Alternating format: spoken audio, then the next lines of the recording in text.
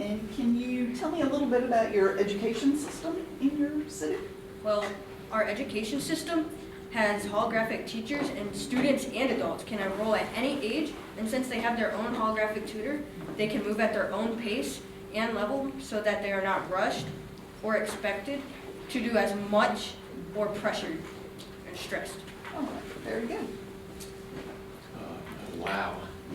There's a lot going on in your city. And I must admit, I don't understand all of it. How do you pay for this? Well, our main income is tourism, and since we have the second largest banking industry in the world, we get a lot of money from our banking industry.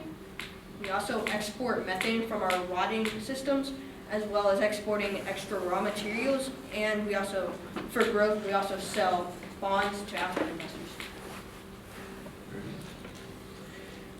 Can you tell us about your transportation modes, what's there, and Yes. how people moving between your cities?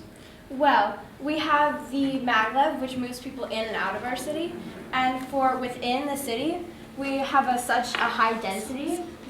People can walk wherever they go. However, they also have the options of using an ELF, an ALC, or a biobus. The ELF is an egg-shaped bicycle that runs off solar power and can be charged. The ALC, or autonomous levitating car, is controlled by our logistic control center within Town Hall. And then our biobus is a bus that runs off methane produced by human waste. The ALC gets energy from transmitted electromagnetic waves, and the biobus has a biodegenerator to take the methane out of the human waste. Thank you. How do you transmit the electromagnetic waves? Well, our logistic control center, located under our town hall, has stored energy that it can transmit throughout the city, and also receives energy from electromagnetic waves from our FAT system, and can also be received through our main communication. And we have a backup logistic control center under our mega tower. Okay. And explain to me, you mentioned pressurized sidewalks. Is that part of your energy generation system Yes. as well? How does that work? Well, that works because every time someone steps on it, the waves or the energy created by that step, the pressure, goes down and creates energy that goes into our waste management systems and other systems. Specifically, to create the energy, it spins gears from the pressure on it, and it eventually spins a turbine to make the kinetic energy into electric energy. Very good. What type of jobs do folks in your city do? Well, we have a lot of jobs within our industrial zone.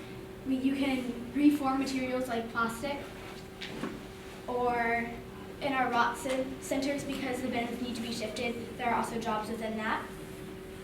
We also have jobs in our reuse centers for people to actually help sanitize the business, and then we also have many commercial buildings for our banking industries, as well as the importation of and exportation. And we have research centers with the hospital that doctors can work in to help figure out new policies. Can you share with us a couple of features that you design in your city support people moving, those people that have disability? If someone has a disability, we either give them they have the choices, they are not forced to do anything.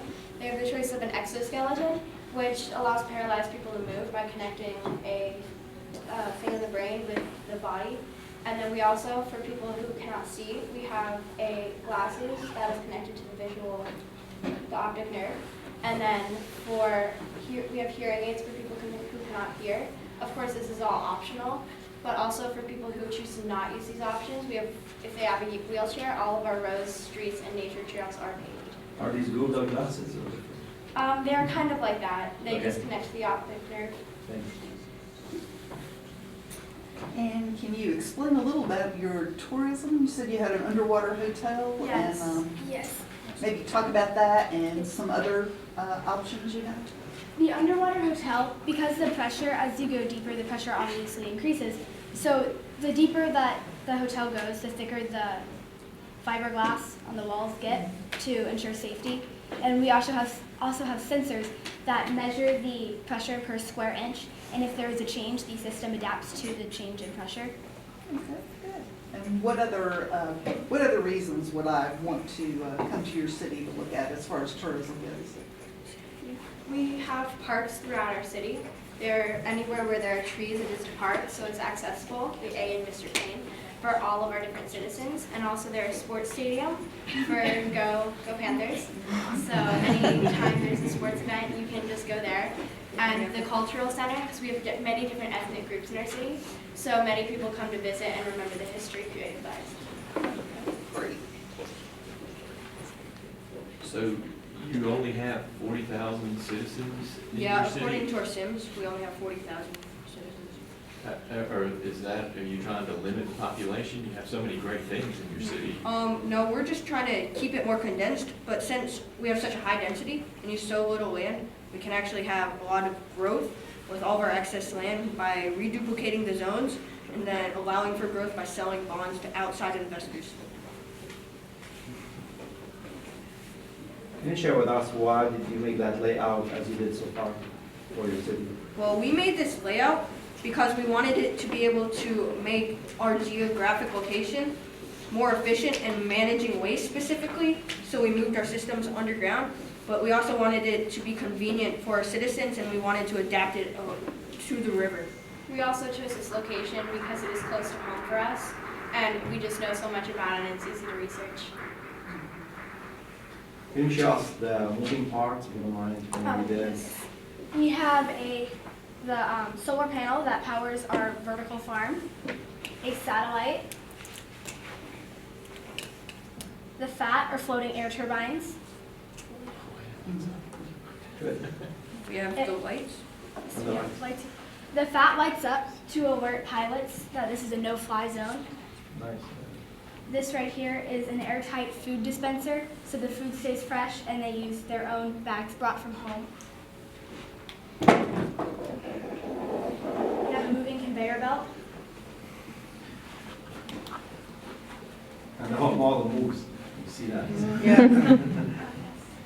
Awesome. And we have our robotic arm, which is controlled by a human above ground to help transport things. We also have our laser sensor, our pneumatic piston, as well as our magnet.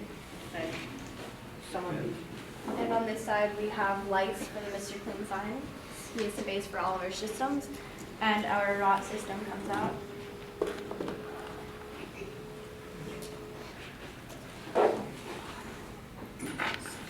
Judge, we have time for one more question.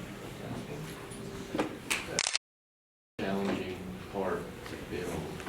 For me, personally, I believe the most challenging part to build was the dam and the river, because we actually had to lay out our land and lay out everything before we could actually have to make it. And then we had to take a lot of time to form it out and then put clay on it. Then we had to glaze it and drill holes in it before we could actually put in the moving water.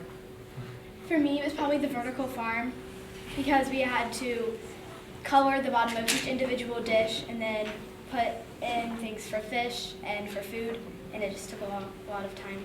I believe the hardest part about it was really the whole thing, because the scale, we had to work with the scale so that everything would fit and everything would be a reasonable amount and size, and we wanted to see everything, but we also wanted to have some detail into our systems. Is Mr. Clean your mayor or just citizen? No, he is the system that our Okay. engineers came up with. He's the system that integrates every other system in our city to make Lake Norman a great place to live. Great job, guys. Good job.